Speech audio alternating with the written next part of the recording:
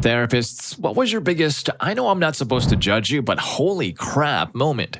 I work in mental health and have worked in acute and crisis settings for the majority of my career.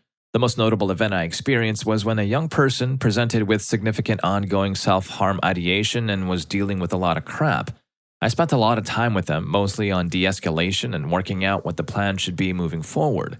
Now, one of their parents came in a little while later, and I had the opportunity to speak to them about where their child was and what had been going on, with their consent, of course. Midway through me trying to explain some of the psychological constructs and ways the parents could help, they said to me, "Is this going to take much longer? I have a show to go and watch." All I can say is that I never judge my patients, I've never walked their path or viewed the world through their eyes, but the people around them perpetuate the suffering of the people I work with through ignorance, malice, and selfishness. So yeah, I judge. My use of the word judge needs some clarification though. I do judge in some ways, it's hard not to with what I see, who I work with, and the situations they experienced or have experienced. What I mean by not judging is that I do not allow my judgments to distort what I am seeing or how I am working, which will normally be to the benefit of the patient and those around them trying to help them achieve their goals and meet their needs. And I'd like to ask anyone who reads this to remember that you can help even just by asking how someone is or by wishing them well. People who you think may be struggling and even people who aren't.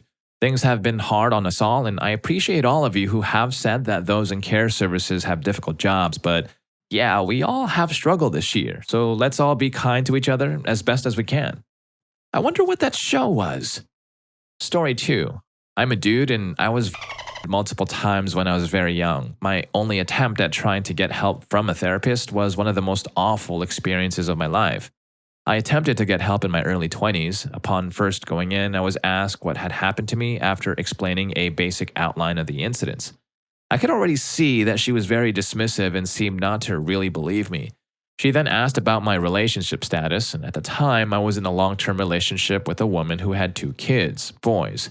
Upon finding this out, she immediately demanded the names and addresses of my girlfriend and the names of the kids and said she would be immediately getting in touch with social services to ensure that I wasn't doing anything to them. I can't put into words just how much that destroyed me mentally, that she could obviously see something in me that I couldn't see. Somehow, she was certain that I would become like the person who destroyed me, and I started to cry. She told me to pull myself together, and I also can't put into words the pathological, visceral hatred I have for kitty fiddlers and violators. I would never, ever inflict the absolute nightmare I went through on any child. So I got up and left. I came very, very close to the edge of ending myself that day, too. I also immediately ended the relationship because I couldn't deal with the thought that the kids might be at risk because of me. It's now 21 years later, and I'm tearing up typing this. Because of that experience, I have never sought a therapist's help again. I survived mentally, but it's not a good kind of survival. I heard she was fired a few years later after a patient of hers ended herself and mentioned her therapy in the note he left. I'm in a position where I'm currently in such a fragile, very heavily medicated mental state that if I saw another therapist and got the same reaction, I knew my mind would break and I'd take my own life. Every day is a struggle to find reasons to stay alive. I'm sure I have PTSD, as I feel the need to be armed constantly, despite being a big dude, 6'4", 110 kilograms. I sleep with a bladed weapon under my pillow, and I often wake up screaming. I tend to be standoffish with everyone, deliberately keeping people at a distance. I know I'm a broken person, and I've even avoided relationships with women with kids because I don't want my broken mental state to somehow affect those kids in any way. I have attempted to end everything twice, and both times I have survived. I just want there to be a pill or an operation where I could completely wipe out the past, even wipe me out, wake up and just have a new me, minus the depression, anxiety, fear, PTSD, and crushing hatred of myself. It would be nice to wake up one day and actually be able to see some kind of value in myself. I'd love to be married and be a dad, but currently I'm in a state where I can't ever see or allow that to happen. I'm too scared that my mental state would screw up my wife and kids' lives. I can't allow that. Story 3. I'm not a licensed therapist, but a behavioral health technician, which basically means I got a psych degree. I was trained in behavioral intervention techniques for children and was off helping coach parents to support children with behavior disorders. I'll say this, I rarely encountered a child that had a clear mental illness in the same way as when I worked with adults with serious mental illnesses. In many ways, they were visibly confused or lonely. Given that most of their parents were suffering from poverty, alleviating the burdens of being poor would have likely mitigated the most severe symptoms of many of the children. Advocating for affordable childcare and livable minimum wages is mental health advocacy. I found myself judging, not the children, but their parents. Some parents would drop the kids off with me and peace out with a fix my kid attitude. As a parent, now I get some of it. Exhaustion and burnout are real. But the best I could do in that situation was provide that kid with an hour-long vision of what it looks like to live in a loving, structured environment. Those kids were the ones I could tell who were much more likely to be subject to the quote-unquote system for the duration of their lives, either cycles of institutionalization and homelessness or prison. When a concerned parent once showed up and asked me, "How do I help my kid?"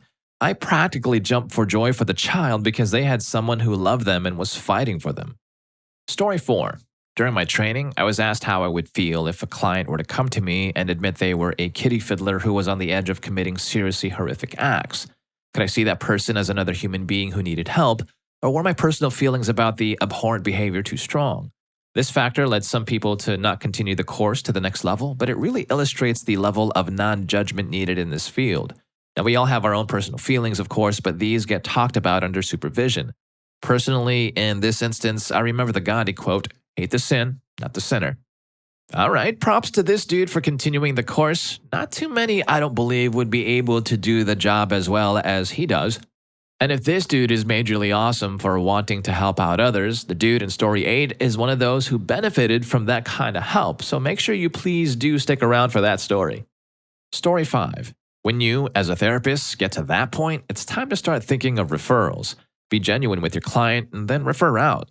You have to have unconditional positive regard or you'll never achieve therapeutic rapport. I think for me, the one that comes to mind is a frequent caller to the self-harm hotlines. He'd call in and say he's not providing his phone number or name. He'd just say that you had 10 seconds to convince him not to end himself over the phone, or he'd proceed as planned and it would be your fault. Then he'd count down from 10 to 1 while you're on the phone talking. At 1, he'd hang up. I'm sure the whole point was to make me feel bad or prove some point. I don't know. I have insufficient information to make an assessment with just that, but I have to admit that when I was trying to sleep on days he'd call, especially the first time, I was thinking, frickin' a-hole better not continue his plans. Story 6. It is highly unlikely for me to have moments where I judge my clients. It happens sometimes, but I'm able to shut down those thoughts quickly in my head and return to being present for the people I see. People are so incredibly complex that my judgment wouldn't have any meaning anyway, and it doesn't have a place in our work together. I will admit, though, that something does get me feeling a little salty is when I have a client's parent who attempts to sabotage the therapeutic relationship I have with their child, or pulls them out of therapy entirely when some of the things we talk about challenge some potentially unhealthy family dynamics. I don't feel anger towards the parents. Mostly, I just feel bad for the kid. Story 7. When I was young, I got caught with a drink on Bourbon Street and got a minor in possession. I was telling my therapist about it and said that the police caught me with a quote-unquote hand grenade in New Orleans. He didn't realize that a hand grenade was a type of drink, and it was funny to watch him try to process that his patient might have actually just casually told him that he had been caught with a fragmentation grenade. He took a big, long pause and said, "Where did you even find a grenade?" I realized the misunderstanding quickly and corrected him, but for a moment he was definitely thinking, "Holy crap, how do I deal with this?" Okay, what on earth did this dude do to make cops give him a second look on Bourbon Street? Story 8. I was once in my psychiatrist's office, a bi-monthly 15-minute medical check. She asked me what was going on, more of a conversation. I told her that in the last 6 weeks, my 3 elders, aunt and 2 uncles, whom I was guardian or conservator for, had passed away, one right after the other. My wife had a heart attack. My daughter attempted to end herself. My mom broke her hip and had laid on her floor for a week before being found. She drank and ate from the dogs' bowls. And I got that call within 10 minutes of setting up the last funeral. So she stopped the meeting, got on the phone with a therapist in the office next to her, and had her postpone her next meeting to speak with me. I was so messed up I had no idea, and I think she saved my life. Story 9. I feel like a lot of the comments saying that they never judge their clients might be working in voluntary services, or they've been very fortunate in their client base. Now, judgment isn't an inherently bad thing, it's how we know that hurting people is wrong. So when a convicted kitty fiddler client told me something I wish I didn't hear, you better believe I judged the heck out of him. I continued to work with him and I treated him with compassion and respect because he is a human being worthy of both. I did my job because I'm a professional, but I can't honestly say that I didn't judge him. I judged that he should never be around children. I judged that he was not yet ready for change. I judged that his access to his own daughter should be closely supervised, and that's a lot of judgment. Understanding your own inherent biases and how they influence your work is a very important part of training and practice. Story 10. I work with youth and adolescents who have anxiety, trauma, and/or depression. Some of the kids I worked with had some pretty severe attachment issues. Regardless of this, I never thought I'd have to seriously explain. 1. You can't just buy a straitjacket for your kid. 2. Feeding your kid ultra ramen each night instead of the meal everyone else is eating isn't specifically defined as maltreatment, but you have to understand the emotional impact that this causes. 3. Your kid isn't trying to end you because they stand in your doorway at night crying. That's likely because they're scared of their traumatic nightmares but feel like you will just yell at them if they wake you up. My work has really helped to shape my approach to therapy and has highlighted the importance of healthy communication between parents and kids. My number one tip is don't let someone else tell you how you feel and think. If someone says, "You're angry with me," or something to that effect, ask yourself if you really are. If you're not actually angry, then don't spend a second more on it. A lot of kids and family members get hung up on trying to justify their own actions according to someone else's perception. Oh wow, that's a pretty heavy list, but good advice nonetheless. And number 3 is a sad image. Reading all these stories made me realize what a difficult job therapists have. And I'm glad I'm just reading and sharing these stories with you. Now, if you want to watch more stories just like this, please do hit that like button and subscribe to my channel now. It really helps me out.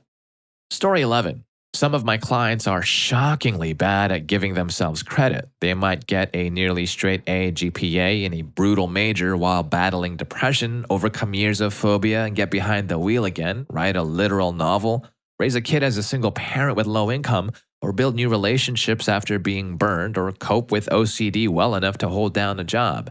And then they'll talk about themselves as if everyone on earth is better than them and their accomplishments are worthless. I know it's because of depression, anxiety, or another condition, but I'm often stunned by how differently I see them compared to how they see themselves. Story 12. I'm a clinical psychologist working primarily in forensics. This means my clients are usually involved in legal proceedings, family court, juvenile court, criminal court, etc. My job is usually to evaluate or provide treatment. I'm not there to judge, that's the judge's job, but of course I do have my own thoughts. I am usually impressed by the justifications people make for crappy behavior. The one that irks me the most is when parents manipulate their child against the other parent. I've had to do therapy for a 5-year-old who said she doesn't want to see a parent because they haven't paid child support. Excuse me? What 5-year-old knows, understands, or needs to be worried about child support? Story 13. It's not often I get to talk about my profession, but here goes. I was working at a rehabilitation center and had a client come in who was a self-proclaimed quote-unquote kingpin. As we worked together, he told me about his history. Included in this history was how he got to where he is currently. And during the conversation, this man admitted to selling his sister, forcibly injecting her with several sedatives, and having several people teach her a lesson. Whatever this meant, he never shared. He told this story with a blank face, smiling only when he recalled the good times, which he referred to as times when he had enough to get through the day.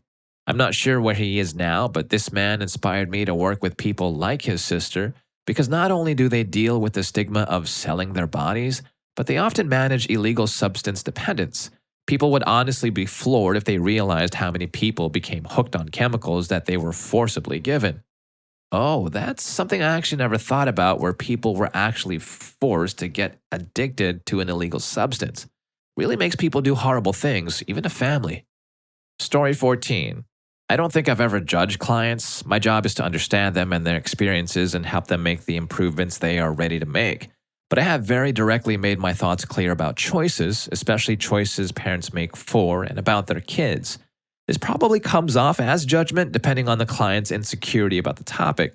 One example was telling the parents of a child I was working with a severe mood disorder, who made threats to himself and others and made attempts, that it did not seem like a good idea to buy the young kid an armed weapon, especially the week after the mother spent the sessions sharing her fears that the child would hurt her. Story 15. There are lots of people discussing violations against children as an example of the toughest stuff to not judge despite our training. I haven't yet treated one, thankfully, at least not an identified one. I did run a men's anger management group, though, and some of those men had done some terrible things to women. Most of them I found ways to like and admire for their positive aspects, but there were two guys in that group I could just never find unconditional positive regard for. One guy basically never spoke in the group. He would give one-word answers and occasionally just discuss how unfair the quote-unquote system was to him. I worked really hard to open him up and find things to connect over, but he never opened up to me or the group. He left the group after he hurt his girlfriend and went to jail. She survived, thankfully. The other one left the group early routinely, showed up late, participated minimally, and similarly never wanted to open up honestly. He left one group early after we had discussed him staying to the end and threatened me when I told him he wasn't going to get credit for attendance, something the court required. Oddly, I eventually moved into the apartment below him, completely without knowledge, and listened to him scream at his girlfriend and break things while I called the cops. I judge these men. They're crappy individuals. Maybe they're redeemable, but redemption requires self-exploration, and they both refuse to do so. It's worth noting how differently I felt about them than so many others in the group, and I found ways to help, admire, and respect, even despite their awful behavior in the past. Story 16. The compulsion to harm children is an entirely different beast. I work with a wide spectrum of patients, and these types of cases hit hard. I have 2 young children, so I'm a little more biased. Here's the case that still creeps me out. I run a bi-weekly weight management group that focuses on mindfulness and accountability. One of our participants was about 40 years old and acted like a child. The way he formulated sentences, his tone, his immaturity, it all resembled that of a child. I never dug into his charts or even went beyond the scope of weight loss, as it was a big group and we were miles away from him. A clinic he attended Skyped into us. Something about him always set off a warning light in my mind, but I could never really put my finger on it. Anyway, we were all transitioning to virtual learning, and this meant that he couldn't go to his clinic location, and he had to use his own computer from home. He was visibly upset when we told him this and kept explaining that he couldn't get on the internet and his phone wouldn't let him. Now, mind you, this man was only 40, and that's when it all kind of clicked for me. I found out that he had quite a history of harming children. His victims were both male and female and were very young. What hurts me the most is that after learning this, all I could picture was him luring children in with the way he carried himself, the way he giggled, his childlike behavior, his tone. It was how he lured and baited. We're supposed to treat patients and see them through unbiased lenses, but it's hard to look at some people equally. I was a Marine, a medic in a large city, and I worked in an OR, and I have to say now that working in mental health is the hardest job I've ever done. Yeah, totally, I agree. That line of work would take nerves of steel times 10. Story 17. Patient side here. I'd been seeing a therapist for a few months to help with chronic depression and self-harm with some pretty intense thoughts of ending myself. I had tried Suprex in the past, didn't like the side effects and put it down, but I was ready to try something new in supplement therapy. Everyone within earshot was calling Wellbutrin a miracle and a lifesaver, so I figured I'd give it a shot. Since my therapist couldn't prescribe medications, I got an appointment with a psychiatrist. At my first appointment, I explained what I've got going on, what I'm doing to work on it, and what I'm looking for in seeing him. I did a pretty good job holding myself together in public. I dressed myself, I hold down jobs, and at that point, I lived on my own, now living with my partner. And all in all, I've got a well-polished mask. I guess it's too good because pretty early in our session, he looked at me and said, "I don't think you're depressed." Bro, this is the first time we've met. I've been here for 20 minutes, and you're ready to reverse my diagnosis? Cool, bro. Cool. Story 18. I once had a patient whose wife shook their baby. He wanted to help in reconnecting with his wife. At the time, I was a young father of a newborn myself, and he triggered a lot of fear in me for my own child, a deep loathing of his spouse, and pity, the how pathetic kind, for the patient. I tried for 3 sessions, met his spouse and everything before handing the case over to my supervisor, who knew about my initial reactions and tried to help me through it. Unfortunately, it ended up being more about my feelings than his, and I was new to the profession at the time. These things are expected to crop up from time to time, but I was still taken aback by my own reactions. Story 19. My professor once shared what a patient said that made her quit her job. I didn't my daughter, she liked it. The daughter was really young. She couldn't take it anymore. She worked in a rehabilitation center for people who had been sentenced for serious crimes and were forced to get mental help. It was a really difficult job, and this pushed her over the edge. Hey, I hope you enjoyed the video, and if you made it this far for this kind of video, I'm sure you're also going to enjoy Psychologists Share Terrifying Patient Experiences. Story 4 in that video is super intense. I'll see you in that video, and thank you for watching this one.